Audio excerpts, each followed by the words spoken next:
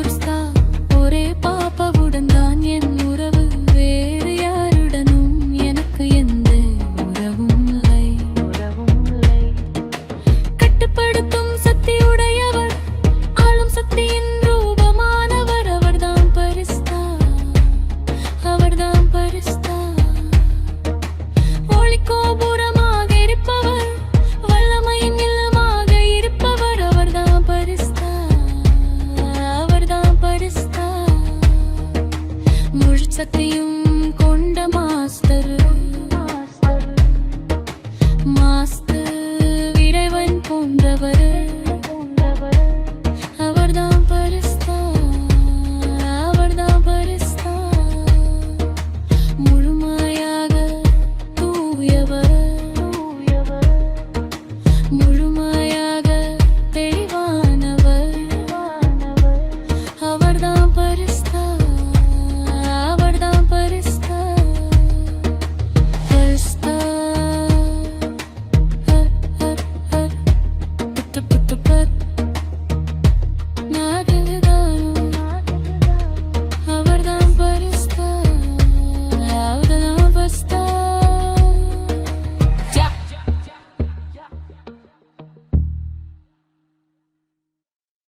ஓம் சாந்தி. நான் ஃபரிஸ்தா அப்படிங்கிற 31 நாள் பட்டியினுடைய 2வது நாள். இன்று முரளியினுடைய தலைப்பு, முரளியினுடைய டேட் வந்து 18/1/1995. இன்றைய முரளி பார்த்திங்கன்னா கியான் சரோவர் அந்த பில்டிங்கினுடைய ஓப்பனிங்காக பாபா வந்தது. காலையில் 11 மணிக்கு முரளி நடத்தியிருக்கிறாரு. ஃபஸ்ட்டு முரளி இது காலையில் ஸ்டார்ட் பண்ண முரளி அவ்யக்த பாப்தாதானுடைய. இன்றிலிருந்து 30 வருஷத்துக்கு முன்னாடி நடந்த முரளி. இப்போ ஜனவரி மாதம் போயிட்டுருக்கு. அதுவும் ஜனவரி மாதம் வந்த முரளி. ஜனவரி மாதம்னாவே நமக்கு தெரியும், எப்போவுமே அவ்யக்த மாதம் ஃபரிஸ்தாக்கள் தான் எங்கே பார்த்தாலும் தென்படுவாங்க. நல்ல சக்திசாலியான சூழ்நிலையாக இருக்கக்கூடிய மாதம். எல்லா பிராமண ஆத்மாக்களும் தபஸ்யா பண்ணக்கூடிய மாதம். எல்லா பிராமண ஆத்மாக்களும் சிலர் மௌன விரதத்தை கடைபிடிப்பாங்க, சிலர் மனசனுடைய மௌனம் இருப்பாங்க, சிலர் எக்ஸ்ட்ரா தபஸ் பண்ணுவாங்க. இப்போ சிவனும் நானுங்கிற தபஸ்யா போயிட்டு இருக்கிறதுனால வேறு எந்த ஸ்பெஷல் பட்டி ப்ரோக்ராமும் எந்த சென்டர்லையும் அரேஞ்ச் பண்ணல. இந்த சிவனும் நானும் அப்படிங்கிறதுல நம்ம கவனமாக எக்ஸ்ட்ரா டைம் எடுத்து யோகா பண்ணும்போது கூட அந்த அவ்யக்த ஸ்திதியை நம்ம கேட்ச் பண்ண முடியும். அப்போ ஃபரிஸ்தா, இந்த மாதமே ஃபரிஸ்தா மாதம். ஏன்னா நம்ம எல்லாருமே அனுபவம் இருக்குது. இந்த மாதம் மட்டும், ஜனவரி மாதம் மட்டும் நம்ம விரும்பாட்டா கூட நம்ம அந்த ஸ்டேஜில் போகணும் அப்படின்னு எதிர்பார்க்க மாட்டோம். ஆனால் அந்த ஸ்டேஜை போய் அடைஞ்சிரும். தியானத்திலே ஆகட்டும், ஞானத்திலே ஆகட்டும், தாரணையிலே ஆகட்டும், டீப் சைலன்ஸ் ஃபீல் ஆகக்கூடிய மாதம். நிறைய பேர் அந்த யோகத்தினுடைய அந்த டீப் ஃபீலிங்ஸ்லேயே நிறைய பேர் அப்படி நடமாடுறதை நம்ம பார்க்க முடியும். அவங்களுடைய கண்களில் தெரியும், அவங்க ஆழ்ந்த அமைதியில் நிலச்சிருக்காங்க. எல்லாம் அமிர்த வேலை இல்லை மற்ற நேரத்தில் செய்யக்கூடிய யோகத்தினுடைய அந்த ஆழ்ந்த உள் உணர்வு, விழித்தெழுந்த நிலை. நம்மளுடைய அப்பா ஒருத்தர் இருந்தார், அவர் அந்த மாதிரி காரியம் செஞ்சு வச்சுட்டு போனார். நம்ம விரும்பாட்டா கூட நம்ம பரிசா நிலைக்கு உள்ளவே விழுந்துடுறோம். தானாகவே இந்த முரளி பாபா அந்த ஞான சரோவர் ஆடிட்டோரியம் பண்ணாங்க இல்லையா, அதனுடைய ஓப்பனிங்காக வந்திருந்தார். நம்ம இப்போ 31 வருஷம் பின்னாடி போகலாம். எல்லோரும் வாங்க, நம்ம 31 வருஷம் பின்னோக்கி பயணம் செய்யலாமா? நம்ம 1995 வருஷத்தில் நம்ம எப்படி இருந்தோம் அப்படிங்கிறத கொஞ்சம் இமேஜின் பண்ணுங்கள். கண்களை மூடுங்க. 18 ஜனவரி 1995 வருஷத்தில் நம்ம இருக்கிறோம். இப்போ இந்த ஞான சரோவரில் இருக்கிறோம். பாபா பாப் தாதா அந்த ஆடிட்டோரியத்தினுடைய இன்னாகிரேஷனுக்காக வந்திருக்கிறார். பாபா ரொம்ப அன்பு கடலாக ரொம்ப அன்பாக இருந்தார். ஏன்னா 18 ஜனவரியும் இருந்ததுனால ரொம்ப அன்பு நிறைஞ்சிருந்தது. சூழ்நிலை வைப்ரேஷன்.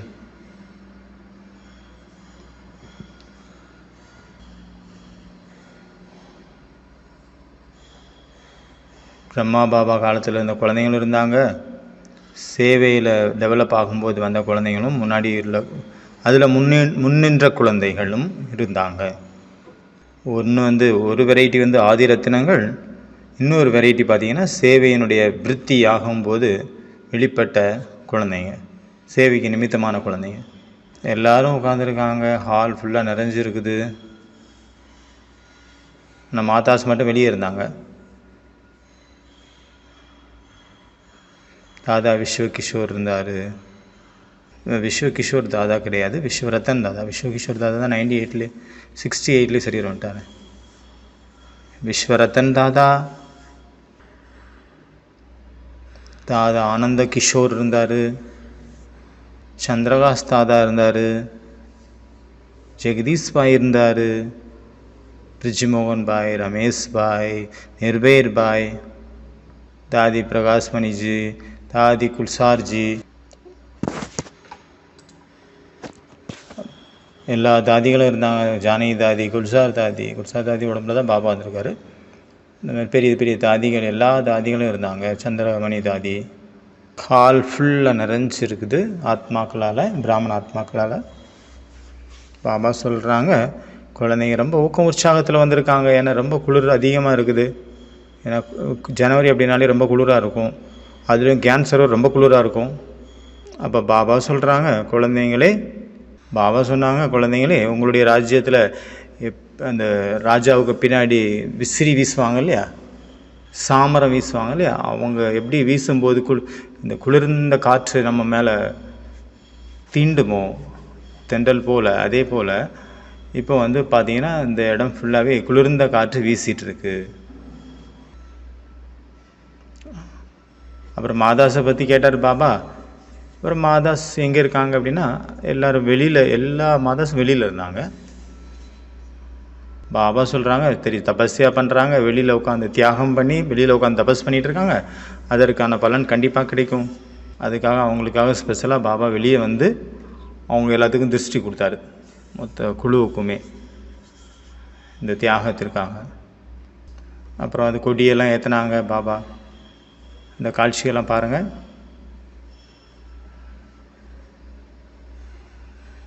ஓம் சாந்தி. இந்த முரளி பார்த்தீங்கன்னா 11 மணிக்கு வந்திருக்கார் பாபா, காலையில் அதிசயமிக்க வகையில். ஏன்னா கெஸ்டெல்லாம் வந்துருந்தாங்க இன்னாகரேஷனுக்காக, அதனால் காலையிலே முடிச்சாச்சு. அதுலேயும் வர அந்த இடம் ரொம்ப, அந்த பாண்டவ போன விட ரொம்ப குளிராக இருக்கும் கேன்சர் வர ஆக்சுவலி. அதனால் பாபா 11 மணிக்கு வந்திருக்கலாம், இன்னும் பல காரணங்கள் இருந்திருக்கலாம். நான் வந்து அப்போ நினச்சிட்டு இருந்தேன், யாரெல்லாம் ரொம்ப ரொம்ப சீனியர் பிரதர்ஸ் இப்போ இருக்கிறாங்களோ அவங்கள்ட்ட நம்ம ஏன் கேட்கக்கூடாது இந்த விஷயத்தை பற்றி, அந்த நேரத்தில் என்ன நடந்தது எப்படி அப்படிங்கிற சீனை நம்ம கேட்டு நம்ம தெரிஞ்சுக்கலாம், அந்த அனுபவங்களை பகிர்ந்துக்க முடியும். அவங்க பகிர்ந்த சொல்லி நான் கேட்டப்போ அனுபவத்தை நான் கேட்கலாம் அப்படின்ட்டு நினச்சேன்.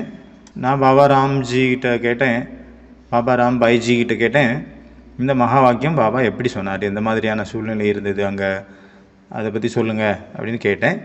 அப்போ அவர் கரெக்டாக சொன்னார், இது 11 மணிக்கு கிடையாது, 9 மணிக்கு வந்தார். 11 மணியாக இருந்தால் பார்த்தீங்கன்னா சாப்பாடு நம்ம கொடுக்குறதுல சிக்கலாயிரும். பாபா 9லேருந்து 11 மணி வரைக்கும் வந்தார் அப்படின்னாரு. அப்புறம் எல்லா டீட்டெயிலையும் அவர் சொன்னார், எப்படியெல்லாம் அங்கே நடந்தது, எந்த மாதிரியான கெஸ்ட் வந்துருந்தாங்க, எல்லாத்தையுமே சொன்னார் டீட்டெயிலாக. நம்மளுடைய சீரீஸ் பார்த்திங்கன்னா இப்போ ஃபரிஸ்தாவுடைய சீரீஸ் போயிட்டுருக்கு. எல்லாருமே நம்ம ஃபரிஸ்தாக போகிறோம், அதனால் அந்த ஃபரிஸ்தாவுடைய இதில் வந்து ஃபோக்கஸ் பண்ணலாம். அதனால் உங்கள்கிட்ட பேப்பர் இருந்தது அப்படின்னா எழுதுங்க, FARASTHA ஃபரிஸ்தா, FARASTA ஃபரிஸ்தா. எஃப் அப்படின்னா தன்னுடைய ஃபியூச்சர் மூலமாக மற்றவங்களுடைய ஃப்யூச்சரை காட்டக்கூடியவர், ஃப்யூச்சரை உருவாக்கக்கூடியவர். தன்னுடைய ஃபியூச்சர் மூலமாக, தன்னுடைய முகத்தின் மூலமாக, தன்னுடைய நடத்தையின் மூலமாக மற்றவங்களுடைய எதிர்காலத்தை உருவாக்குபவர். தன்னுடைய முகம் மற்றும் நடத்தையின் மூலமாக பிறரின் ஃப்யூச்சரை, மற்றவர்களின் ஃப்யூச்சரை எதிர்காலத்தை உருவாக்கக்கூடியவர் தான் ஃபரிஸ்தா. நமக்கு வந்து இப்போ படிப்பு போயிட்டுருக்கு இல்லையா, ஆக்சுவலி படிக்கிறாங்க அப்படின்னா அதுக்கு டிகிரி கிடைக்குது உலகத்தில். நமக்கு என்ன டிகிரி கிடைக்கும் இந்த படிப்பின் மூலமாக? பகவானே வந்து படிக்கிறார், எவ்வளோ ஹையஸ்ட் படிப்பு, என்ன டிகிரி கிடைக்கும்? நம்ம படிப்புக்கினுடைய டிகிரி என்னன்னு தெரியுமா? யாராவது சொல்கிறீங்களா? ஃபரிஸ்தா. டிகிரி அப்படின்னா ஏதாவது ஒரு குவாலிஃபிகேஷனை பேஸ் பண்ணி தான் கிடைக்கும். குவாலிஃபிகேஷன் என்ன அப்படின்னா நாலேஜ்ஃபுல், பவர்ஃபுல், ஃபெய்த்ஃபுல், சக்ஸஸ்ஃபுல். ஞானம் நிறைந்தவர், சக்தி நிறைந்தவர், நம்பிக்கை நிறைந்தவர், வெற்றி நிறைந்தவர், எல்லாத்துலேயும் ஃபுல். அப்போ ஃபஸ்ட்டு எஃப் அப்படின்னா ஃபரிஸ்தாவுனுடைய எஃப் அப்படின்னா எல்லாத்துலேயுமே ஃபுல், நிறைந்தவர், நிறைந்த தன்மை. அடுத்தது ஏ, இப்போ வர்றது இப்போ போகிறது, அபி ஆனா அபி ஜானா, அதான் ஏ. வர்றது போகிறது, அந்த உடலில் வரோம், காரியம் செய்கிறோம், போயிடுறோம், மறுபடியும் சூட்சுமத்துக்கு இல்லை பரந்தாமத்துக்கு. இந்த உடலில் வரோம், காரியம் செய்கிறோம், மறுபடியும் போயிடுறோம் சூட்சுமதனத்துக்கு இல்லைன்னா பரந்தாமத்துக்கு. அடுத்தது ஆர் அப்படின்னா ருஹானியத், ஆன்மீகத்தன்மை, அதாவது ராயல்ட்டி, காரியத்தில், முகத்தில், நடத்தையில். ஐ அப்படின்னா இச்சா மாத்திரம், அவித்யா, ஆசை என்றால் என்னவென்றே தெரியாத நிலை. ஆசையில் வந்து அவித்யா, வித்யாவே இல்லை. அந்த பட்டியலில் பார்க்குற மாதிரி அன்லேர்னிங், ஆசைங்கிற விஷயமே மறந்து போச்சு, அந்த பாட்டு நம்ம மனசுக்குள்ளேருந்து எங்கேயோ போயிடுச்சு. அந்த மாதிரி அன்லேர்னிங் ஆஃப் ஆசை. பாபா வந்து என்ன சொல்கிறாங்க, உங்களுக்கே ஆசை இருக்குது அப்படின்னா, இன்னும் இருந்துகிட்ருக்கு அப்படின்னா, மற்றவங்களுடைய ஆசைகளை நீங்கள் எப்படி பூர்த்தி பண்ணுவீங்க? நமக்கே இன்னும் ஆசை பெண்டிங்கில் இருக்குது அப்படின்னா நம்ம எப்பவும் பரிசுத்தா ஆக முடியாது அது வரைக்கும். அடுத்தது எஸ், சித்தி. எண்ணங்களில் சித்தி அப்படின்னா வெற்றின்னு சொல்கிறாங்க, அதாவது வெற்றி. சித்தி அப்படின்னா உலகத்தில் வந்து அதிசயம் புரிவது, முழுமையான நிலை அடைவது, ஆளுமை உடையவர் ஆவது, ஆன்மீக உயர்நிலை அடைகிறது, இல்லைன்னா யோக சித்திகள் 8 அஷ்டமா சித்திகள் இருக்குல்ல, அதை அடையிறது அதுதான் சித்தி. ராஜயோகாவில் சித்திகள் அப்படின்னா என்ன? சுய ஆளுமை, மன அமைதி, ஆத்ம உணர்வில் இருக்கிறது, விகாரங்களை வின் பண்ணுறது, இதுக்கு பேர் தான் சித்தி. அதனால் நம்மளுடைய ஒவ்வொரு எண்ணத்துலேயும் அந்த சித்தி இருக்கும் எப்போவுமே. அடுத்தது ஹாஞ்சி, HANJI, ஹாஞ்சி. ஆம் ஐயா, இது நீங்கள் என்ன கூறினாலும் அதற்கு தயாராக இருக்கிறேன் ஐயா. ஆம் அப்படிங்கிறத மரியாதையாக சொல்கிறது ஹாஞ்சி, ஹிந்தியில் ஹாஞ்சி. ஆஞ்சி பாட்டு மட்டும் நமக்கு பக்கம் ஆயிடுச்சு அப்படின்னா நம்ம பரிசாயிரும் கண்டிப்பாக. அடுத்து டி அப்படின்னா ட்ரஸ்டி. யார் ட்ரஸ்டியாக இருக்காங்களோ அவங்க தான் ஃபரிஸ்தா. இப்போ நம்ம என்ன நடக்குது அப்படின்னா, தன்னுடைய பேர், புகழ், மரியாதை, மானம் அப்படிங்கிறதுல நம்ம உட்காந்துக்கிறோம், அதை பிடிச்சிட்டு இருக்கிறோம். நமக்கு அந்த மரியாதைகள்லாம் தேவை கிடையாது. நம்ம வீட்டில் இருந்தாலும் சரி, எந்த ஒரு சீட்டாக இருந்தாலும் சரி, வீட்டில் இருந்தாலும் சரி, ஆசிரமத்தில் இருந்தாலும் சரி, ஆஃபீஸில் இருந்தாலும் சரி, நம்ம எதுலேயுமே உள்ளே போய் மாட்டிக்கக்கூடாது. ட்ரஸ்டி அப்படின்னா அவங்க எதுலேயுமே மாட்ட மாட்டாங்க. எங்கே நம்ம மனசு இருக்குதோ அங்கே தான் நம்ம இணைஞ்சிருப்போம். அதனால் எந்த விஷயத்துலையும் நம்ம மாட்டிக்கக்கூடாது. அடுத்தது ஏ அப்படின்னா எந்த ஒரு ஆத்மாக்கள்கிட்டையும் எனக்கு எந்த வாஸ்தாவும் இல்லை, எந்த சம்மந்தமும் இல்லை. ஆத்மாக்கள் வேறு எந்த பாபாவை தவிர எந்த ஆத்மாக்கள்கிட்டையும் எந்த ஒரு வாஸ்தாவும் யாருக்கு இல்லையோ அவங்க தான் ஃபரிஸ்தா. பாட்டில் வந்தது இல்லையா? அப்போ என்ன ஆச்சு பார்த்தா, ஃபரிஸ்தா அப்படின்னா என்ன அர்த்தம்? இந்த உலகத்தில் உள்ள எந்த ஆத்மாக்கள் கூடயும் எந்த ஒரு வாஸ்தாவும் இல்லை, எந்த ஒரு ரிஸ்தாவும் இல்லை, அவங்க தான் ஃபரிஸ்தா. பறக்கிறவங்க தான் ஃபரிஸ்தா. அதனால் நான் பறக்கிற பறவை. சின்ன வயசில் பார்த்திங்கன்னா நான் எப்போவும் ஆகாயத்தை பார்த்துட்டே இருப்பேன். ஏன்னா நிறைய ஏரோப்ளைன் எப்போவாது அதிசயமாக தான் வரும். எப்போவாது ஏரோப்ளைன் வரும்போது பார்த்திங்கன்னா சத்தமே கேட்கும். ஒரே வயசானவங்க, பெரியவங்க, சின்னவங்க எல்லாருமே வெளியே நின்று பார்ப்பாங்க, ஏரோப்ளைன் அப்படின்ட்டு. அதனால் அடிக்கடி சின்ன குழந்தையாக இருந்ததுனால நான் பார்த்துட்டே இருப்போம். அடிக்கடி வானத்தில் வருதா, நான் இந்த உலகத்தை சேர்ந்தவங்க கிடையாது, நான் பறக்கிறதுக்கு தான் பிறந்திருக்கிறேன் அப்படின்ட்டு எனக்குள்ள எண்ணம் வந்துகிட்டே இருக்கும். இப்போ கல்பனா சால்வா 2003 2004 சரீரம் விட்டாங்களே, மேலேருந்து அவங்க போயிட்டாங்க விண்வெளிக்கு. அப்புறம் மீண்டும் ரிட்டர்ன் வரும்போது அவங்க கிராஷ் ஆகி அவங்க ஆக்சிடெண்ட் ஆகிடுச்சு, எல்லாருமே இறந்துட்டாங்க. அப்போ எனக்கு இது சரியாக தோணலை, என்னது சரியில்லையே. ஆனாலும் பறக்கிறதுல எனக்கு ரொம்ப இன்ட்ரெஸ்டாக இருந்தது. ஆத்மா பறக்குமா இல்லை சரீரத்தோடு சேர்ந்து பறக்குமா? சரீரம் ரொம்ப வெயிட்டாக இருக்கும், ஆத்மாவனுடைய நினைவே இல்லை அந்த டைமில். அப்போ நமக்கு பறக்கணுங்கிற ஆசை இருந்தது, ஆனால் எப்படி பறக்கிறது அப்படின்னு தெரியாது. அதனால் சரீரம் பறக்காது, ஆத்மா தான் பறக்குது. இப்படி நம்ம புத்தியின் மூலமாக 30 வருஷத்துக்கு முன்னாடி ட்ராவல் பண்ணி போயிட்டோம். அது எப்படி போனோம்? பறந்து தானே போகணும். நம்ம அந்த நேரத்தில் நம்மளே பார்த்தோம். நம்ம எப்படி இருந்தோம் அந்த டைமில்? சிலர் 15 வருஷமாக இருந்திருப்பாங்க, சிலர் 10 வருஷம் வயசில் இருந்திருப்பாங்க, சிலர் ஃபேமிலி மேனாக இருந்திருப்பாங்க, சிலர் அந்த நேரத்தில் வேறு ஜென்மத்தில் இருந்திருப்பாங்க. அதாவது அப்போ தான் ஜென்மம் எடுத்திருப்பாங்க. பாபா பாப்தாதா ஹாலினுடைய ஓப்பனிங் செரிமனிக்காக ஸ்பெஷலாக அதுக்கான உச்சாரணம் செய்த மகா வாக்கியம், கியான் சரோவர் ஆடிட்டோரியத்தினுடைய உட்காட்டன் இன்னாகிரேஷனுக்காக பாபாவால் கூறப்பட்ட விசேஷமான வரதான் மகா வாக்கியம். ஃபரிஸ்தா என்றால் ஊக்கம் உற்சாகம் நிறைந்தவர். இந்த முறையில் சொல்கிறார் பாபா, ஃபரிஸ்தா என்றால் ஊக்கம் உற்சாகமாக இருப்பவர், சதா ஊக்கம் உற்சாகமாக இருக்கிறவங்க தான் ஃபரிஸ்தா. நமக்குள்ள ஊக்கம் உற்சாகம் இருக்குது அப்படின்னா அப்போ நம்ம கண்டிப்பாக ஃபரிஸ்தா ஆகும். நம்மளுடைய ஊக்கம் உற்சாகத்தை பார்த்து மற்றவங்களுக்கும் ஊக்கம் உற்சாகம் வரணும். அதுக்காக இப்படி இருக்கக்கூடாது. ஆனால் இப்படி இருக்கக்கூடாது, நம்மளுடைய நிலையை பார்த்து மற்றவங்களுடைய ஊக்கம் உற்சாகம் குறையிற மாதிரி ஆகிடக்கூடாது. அப்போ அவங்க ஃபரிஸ்தா கிடையாது. யாருக்கு நம்மளை பார்க்கும்போது ஊக்கம் உற்சாகம் அவங்களுக்குள்ளேயும் பொங்குதோ அவங்க தான் ஃபரிஸ்தா. மனசு உடஞ்சி போன நிலை இல்லை, டயர்டு கிடையாது, உதாஸ் இல்லை, மன சோர்வு இல்லை, சில நேரம் வெற்றி சில நேரம் தோல்வி. அப்போ ஃபரிஸ்தா ஆயிடலாமா? ஆக முடியுமா? என்ன நினச்சிட்டு இருக்கீங்க நீங்கள்? சில நேரம் அமிர்த வேலை நல்லா இருக்குது, சில நேரம் நல்லா இல்லை. அப்போ ஃபரிஸ்தா ஆயிடுவீங்களா? அதனால் யார் ஃபரிஸ்தா ஆகும் முடியும் அப்படின்னா, யாருடைய ஊக்கம் உற்சாகம் சதா இடைவிடாது, தடைபடாது, உடைபடாமல் இருக்கோ அவங்க தான் ஃபரிஸ்தா. அவங்க ஃபரிஸ்தா ஆகிறது கன்ஃபார்ம். அடுத்தது ஃபரிஸ்தா அப்படின்னா light house, might house. Baba வந்து முரளியில் சொல்கிறாரு, ஞான சரோவர் அப்படிங்கிறது லைட் ஹவுஸ், மைட் ஹவுஸ்.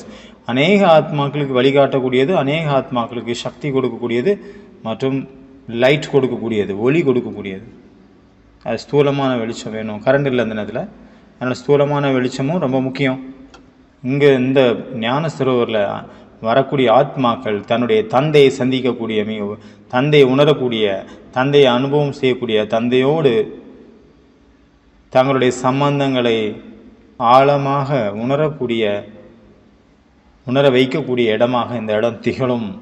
அநேக ஆத்மாக்கள் தங்களுடைய வாழ்க்கையை உயர்வாக மாற்றக்கூடிய இடமாக திகழும் அப்படின்னு பாபா முரளியில் சொல்கிறாரு. இங்கே வரக்கூடியவங்கெல்லாம் பாக்கியசாலிகளாக இருப்பாங்க, துக்கமாக வரக்கூடியவங்களுக்கு சுகம் கிடைக்கக்கூடிய இடமா இருக்கும் அப்படின்னு சொன்னார் பாபா. அதே போல் பரிஸ்தா அப்படின்னா என்ன பண்ணுறாங்க? லைட் ஹவுஸ் மற்றும் மைட் ஹவுஸ். ஒளியை கொடுக்கக்கூடியவங்களாக இருக்கிறாங்க, சக்தியை கொடுக்கக்கூடியவங்களாக இருக்காங்க. எதுக்கான லைட்டு சொல்லுவாங்கல்ல, லைட் இருக்குது ரொம்ப தூரம் வரைக்கும் அதனுடைய பிரகாசம் தெரியும். அதனால் நம்மளே செக் பண்ணணும். நான் இது வரைக்கும் லைட் ஹவுஸ், மைட் ஹவுஸாக எது வரைக்கும் ஆயிருக்கிறேன், எவ்வளோ தூரம் ஆயிருக்கிறேன், என்னுடைய முகம் மற்றும் நடத்தையின் மூலமாக மற்றவங்களுக்கு சக்திகள் கிடைத்து கொண்டிருக்கின்றதா? சொன்னால் மட்டும் நடந்துடாது. நான் சொல்கிறேன் என்கிட்டருந்து போயிட்டுருக்கு அப்படின்னா எப்படி போவோம்? சும்மா போகாது. நடத்தையில் இருக்கணும், என்னுடைய முகத்தில் தெரியணும், என்னுடைய உள்ளுக்குள்ள சிந்தனைகளில் மலர்ந்து இருக்கணும். என்னுடைய வார்த்தைகள்னால மற்றவங்களுக்கு கிடைக்க போகிறது ஒன்றும் கிடையாது. என்னுடைய ஸ்திதி அவ்வளோ சிரேஷ்டமானதாக இருக்கணும், உயர்வாக இருக்கணும், ஹையஸ்ட்டாக இருக்கணும், சக்திசாலியாக இருக்கணும். அப்போ அந்த அளவு உயர்வாக நமக்குள்ள சக்திசாலியான நிலை இருக்கும் பட்சத்தில் நம்மளை சுற்றி யாரெல்லாம் வர்றாங்களோ, இல்லை நம்ம போயிட்டு இருக்கும்போது யாரெல்லாம் நமக்கு முன்னாடி தென்படுறாங்களோ அவங்களுக்கு தானாகவே கிடைக்கும். எப்படி தாதிகளெல்லாம் பார்த்துருக்குறோம், அவங்க அந்த வழியாக வந்தாலே போதும், மற்றவங்களுக்கு ஆத்ம தீ அப்படி பற்றிக்கும். அந்த மாதிரி அவங்க கொடுக்கவும் இல்லை, கொடுக்கல, அந்த வழியாக போயிட்டுருக்காங்க. அதாவது நிறைந்த நீர்வீழ்ச்சி போல் பக்கத்தில் இருக்கவங்களுக்கும் அது ஃபீல் ஆகுது, கிடைக்குது. இந்த மாதிரி நிலை தான் ஃபரிஸ்தா. ஃபரிஸ்தா என்றால் அவ்யக்த ரூபதாரி, அவ்யக்த ரூபத்தை தரித்தவர். அவ்யக்தம் அப்படின்னா சூட்சுமம், உடலை கடந்த நிலை, உடலினுடைய உலகத்தை கடந்த நிலை, ஆத்மாவினுடைய ஒரிஜினல் நிலை. பாபா எப்போல்லாம் வராரு 18 ஜனவரிக்கு, அப்போல்லாம் என்ன சொல்கிறாரு? ஒரு டைலாக் அவர் எப்போவுமே சொல்லுவார் பெர்மனண்ட்டாக. எப்போல்லாம் குழந்தைங்க இங்கே வர்றாங்களோ, என்ன நினைவு பண்ணுறாங்களோ, அவ்யக்தமாக இருக்கக்கூடிய பாபாவை வியக்த ரூபத்தில் இந்த உலகத்தில் வர வச்சிடுறாங்க. என்ன அவ்வளோ அன்பினால் அவங்க கட்டி இழுத்துடுறாங்க என்ன அப்படின்னு. அப்புறம் சொன்னாங்க பாபா, ஒவ்வொரு குழந்தைகளும் வியக்தத்தில் இருந்தாலும் கூட, இந்த உலகத்தில் இருந்தாலும் கூட அவ்யக்த, இந்த உடலை கடந்த சூட்சுமதன வாசியாக நீங்கள் அனுபவம் பண்ணுங்கள். காரியம் செஞ்சுட்டே இருக்கீங்க, அப்படியே அவ்யக்த ரூபதாரியாக மாறிட்டீங்க, சூட்சுமதன வாசியாக பரிஸ்தாவாக மாறிட்டீங்க. அப்போ எப்படி பரிஸ்தாவாக நம்ம ஆக முடியும்? சம்மான்தாரி, தனக்கு தானே மரியாதை அளிப்பவர். லைட் ஹவுஸ், மைட் ஹவுஸ், பறக்கும் பறவை. பரிஸ்தா ஆகிறதுக்காக நம்மளுடைய ஃபுல் டேனுடைய தினச்சரியம், அமிர்த வேலை ஆகட்டும், முரளி வகுப்பாகட்டும், ஃபுல் டேனுடைய நம்முடைய தாரணைகளாக இருக்கட்டும், நம்மளுடைய உணவு, குடிக்கிறது, சாப்பிட்றதாகட்டும். சாப்பிட்றது குடிக்கிறதுக்காக கொஞ்சம் நான் ஸ்பெஷலாக சொல்ல போகிறேன். என்னுடைய கொஞ்சம் எக்ஸ்பீரியன்ஸ் இருக்குது, அதை நான் சொல்கிறேன். ஒரு தடவை இங்கே ஏஞ்சல் ஆஃப் சிவாவுடைய பட்டி நடந்தது, சாப்பாடு பற்றி, உணவினுடைய விஷயத்தை பற்றி. செப்டம்பர் 2024 நடந்த பட்டியில் சொல்லப்பட்ட விஷயம். நான் நிறைய சாப்பிட்டுட்டு இருந்தேன், அமிர்த வேலையே நல்லாவே இருக்காது. பாபா ஃபரிஸ்தாங்கிறாரு. இப்போ நான் நினச்சேன், இங்கே அமிர்த வேலையில் ஒரு எக்ஸ்பீரியன்ஸும் இல்லை, எங்கே போய் பரிஸ்தா? வேறு வழி இல்லாமல் சரி உட்காரணுமே அப்படின்னு உட்காடுறோம். ஆனால் டைட்டாக இருப்போம். ஒரு ஃப்ரீனஸோ, ஒரு டபுள் லைட் ஸ்திதியோ, ஒரு ஆனந்தமோ, ஒரு சுகமோ, ஒரு மகிழ்ச்சியோ, அதீந்திரிய சுகம் ஒன்றும் கிடையாது. அப்போ பாபா பட்டி 8 நாள் விரதம் இருங்க அப்படின்னாரு. உலகத்தில் பார்த்தீங்கன்னா நவராத்திரி வந்ததுன்னா 8 நாள் 9 நாள் விரதம் இருங்கன்னு சொல்லுவாங்க. அப்போ நான் நினச்சேன், சரி ஓகே, இதையும் நம்ம பண்ணிடுவோம் அப்படின்னு. என்ன குறைஞ்சிட போகுது, இதையும் பண்ணுவோம். நம்ம தான் நவராத்திரிக்கு இருந்து பழக்கம், நவராத்திரி சிவராத்திரிக்கு இருந்து நமக்கு பழக்கம் தானே. அதில் சொன்னார், பால் ஐட்டங்கள் எல்லாம் நீங்கள் தவிர்த்துடுங்க, அதாவது வீகன். அதுக்கு முன்னாடி என் பையன்கிட்ட நான் சொல்லியிருந்தேன், மகனே, என்னுடைய எல்லா நங்கூரமும் இந்த உலகத்துலேருந்து எடுத்தாச்சு. இந்த உலகத்தில் எனக்கு எந்த ஒரு சம்மந்தமும் கிடையாது. நான் இந்த உலகத்தில் இருக்கக்கூடிய கிடையாது. எனக்கு ஏதாவது டெஸ்ட் பண்ணிக்க, ஏன்னா எனக்கு அவ்வளோ வியாதிகள் இருக்குது. அவர் சொன்னார், இவ்வளோ பெரிய ஞானியாக இருந்துட்டு ஏன் நீங்கள் இந்த மாதிரி விஷயம்லாம் சொல்கிறீங்க அப்படின்னாரு என் பையன். அந்த டைமில் தான் அந்த பட்டி வந்தது, மில்க் ப்ராடக்ட் ஐட்டம் எல்லாம் சாப்பிடாதுங்க, அதை அவாய்ட் பண்ணுங்கள், எவ்வளோ முடியுமோ அவ்வளோ அவாய்ட் பண்ணுங்கள் அப்படின்னு. அது வீகன் பட்டி. ஆக்சுவலி வீகன் அப்படின்னா அந்த பால் ப்ராடக்ட்டு ஐட்டம், நெய், வெண்ணெய் எல்லாமே, தயிர், மோர், பிஸ்கெட்டு, என்னெல்லாம் அந்த பால் ஐட்டம் வருதோ, டைரி ஐட்டம் வருதோ அதெல்லாம் சாப்பிடக்கூடாது. சாக்லேட் எல்லாமே. நான் டீயும் சாப்பிட்றதில்ல, காஃபியும் சாப்பிட்றதில்ல, எதுவும் நான் சாப்பிட்றதில்ல ஆக்சுவலி. அப்போ ஒரு நாள் நான் பண்ணேன், ஃபுல் டே பண்ணியாச்சு, இந்த வீகன் ஐட்டம் எல்லாம் ஒதுக்கியாச்சு, அது பால் ஐட்டம் எதுவுமே எடுக்கலை. அப்புறம் பார்க்குறேன், அடுத்த நாள் காலையில் 3 மணிக்கு எந்திரிச்சிட்டேன். எனக்கே ஆச்சரியம். நான் அலாரமும் வைக்கல, ஒன்றும் வைக்கல, தானாகவே எந்திரிச்சிட்டேன். 3 மணிக்கு காலை கட்டிலேருந்து கீழே வச்சேன் தரையில். வச்சதுமே எனக்கு ஃபீல் ஆச்சு, என்னுடைய எல்லா உடலினுடைய வலிகளும் என்னை விட்டு போயிட்ட மாதிரி ஃபீல் ஆச்சு. கையில் பார்த்தீங்கன்னா வலி இருந்தது, அங்கங்கே வலி இருந்தது. பார்த்தீங்கன்னா ஒன்றுமே காணும், வலியே இல்லாமல் பறந்து போச்சு, எல்லா வலியும் எப்படி போச்சுன்னு தெரில. 2வது நாள் பார்த்தீங்கன்னா எப்படி பறக்கும் பறவை, ஃபரிஸ்தா அந்த மாதிரி பறக்க ஆரம்பிச்சிட்டேன். பறக்கிற மாதிரி ஃபீல் ஆச்சு உடல் ரீதியாக. நம்ம ஃபரிஸ்தாவை பற்றி பேசிகிட்டு இருக்கலாம், அந்த ஃபரிஸ்தா தான் எனக்கு அப்போ ஃபீல் ஆச்சு. அதனால் சாப்பிட்றது, குடிக்கிறது ரொம்ப ரொம்ப முக்கியம். ஏன்னா ஒவ்வொரு விஷயத்துலையும் நம்ம இந்த மாதிரி நோட்டீஸ் பண்ணணும். ஸ்பெஷலாக ஏதாவது ஒரு விஷயத்தில் நமக்குள்ளே குறைகள் இருக்கா அப்படின்னு பார்க்கணும். எந்த ஒரு குறை இருந்தாலும் நம்மளால் ஃபரிஸ்தா ஆக முடியாது. மோர் ஓவராக நம்ம கொஞ்சம் வேணால் கொஞ்சம் நேரத்துக்கு பண்ணலாம், ஆனால் ரொம்ப காலத்துக்கு பண்ண முடியாது. ரிசல்ட் நல்லா வருது அப்படின்னா எதுக்கு பயப்படணும்? என்னுடைய நிலைமையை பார்த்துட்டு என்னுடைய பசங்கள்லாம் கேட்குறாங்க, மம்மி உங்கள் பர்சனாலிட்டி சூப்பராகிடுச்சு, ஃபேஸே மாறி போச்சு, ஸ்மைலிங் ஃபேஸ், இல்லைன்னா சோகமாகவே இருப்பீங்க, எப்போவுமே வாடி போன எதையோ பறி கொடுத்தது மாதிரி இருப்பீங்க, பார்க்கவே பாவமாக இருக்கும், இப்போ பார்க்குறதுக்கே பெருமையாக இருக்குது உங்களை பார்க்கும்போது. நிறைய பேர், நான் டீச்சராகவும் இருக்கிறேன், ஸ்கூலுக்கு போய் படிப்பு சொல்லி கொடுக்குறேன். அப்புறம் நிறைய பேர் கேட்டதுனால நான் நிறைய பேருக்கு சொல்கிறேன். சொல்லும்போது அவங்க சொல்கிறாங்க, அவங்க ஃபாலோ பண்ணிவிட்டு நல்ல ரிசல்ட்டு அவங்களுக்கும் கிடச்சிருக்கு. இந்த பால் ஐட்டத்தை சாப்பிடாமல் அதை தவிர்த்ததுனால வந்த விஷயம் இதெல்லாம். இந்த மாதிரி நம்ம எல்லாருமே ஃபரிஸ்தாக்கள் ஆகணும். ஏன்னா நம்மளுடைய அப்பா ஒருத்தர் இந்த உலகத்தில் இருந்தார், இருந்து விட்டு போனவர், சாதாரணமாக போகலை, முழுமை நிலை ஃபரிஸ்தாவாக ஆகிட்டு போயிருக்கிறாரு. அப்போ நம்மளும் அதேமாதிரி ஃபரிஸ்தா ஆகணும். நமக்கு அவர் அவ்வளோ கற்றுக் கொடுத்துருக்குறாரு, நம்ம கூட அப்போ கற்றுக்கணும். இன்னைக்கு பாபா இறங்கி வராரு அப்படின்னு வச்சுக்கோங்க, என்ன சொல்லுவார், குழந்தை நீ ஃபரிஸ்தா ஆகணுமா, இந்த மாதம் ஃபுல்லாக ஃபரிஸ்தா ஆகணும் அப்படின்னா அந்த கெமிக்கல் ஐட்டம்லாம் விட்டுரு குழந்தை அப்படின்னு சொல்லுவார். அப்படின்னு எனக்கு தோணுது. எனக்கு இதுதாங்க ஃபீல் ஆகுது, கெமிக்கல் ஐட்டம்லாம் விட்டுருங்க அப்படின்னு சொல்லுவார். அந்த நேரத்தில் பாபா என்ன சொல்லுவார், குழந்தை என்னுடைய காலத்தில் நான் இருக்கும்போது நல்ல நல்ல பிக்சர் இருந்தது, நல்ல நல்ல விஷயங்கள் இருந்தது, அவ்வளோ கெட்ட விஷயங்கள் வராது, இந்த ஃபோன் கிடையாது, இன்டர்நெட் கிடையாது, எதுவுமே கிடையாது, அதனால நீயும் அதே மாதிரி இரு அப்படின்னு தான் சொல்லுவார். எல்லாத்தையுமே அவாய்ட் பண்ணு, வேண்டாம், நமக்கு தேவையில்லைன்னா தேவையில்லை.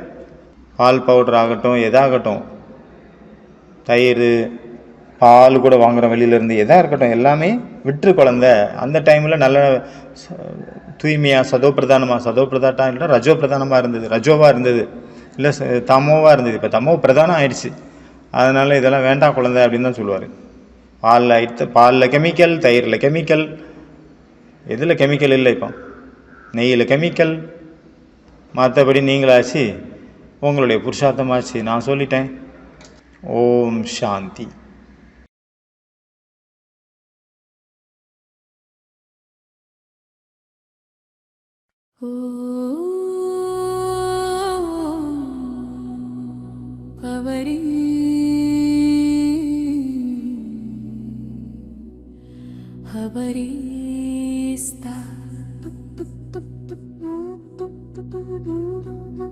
நான் ஒரு ஃபரிஸ்தா, ஒரு பாப்பாவுடன் தான் என் உறவு, வேறு யாருடனும் எனக்கு எந்த உறவும் இல்லை. நான் ஒரு ஃபரிஸ்தா, ஒரு பாப்பாவுடன் தான் என் உறவு, வேறு யாருடனும் எனக்கு எந்த உறவும் இல்லை. அமிர்தத்தின் சுவையாக இருப்பவர்,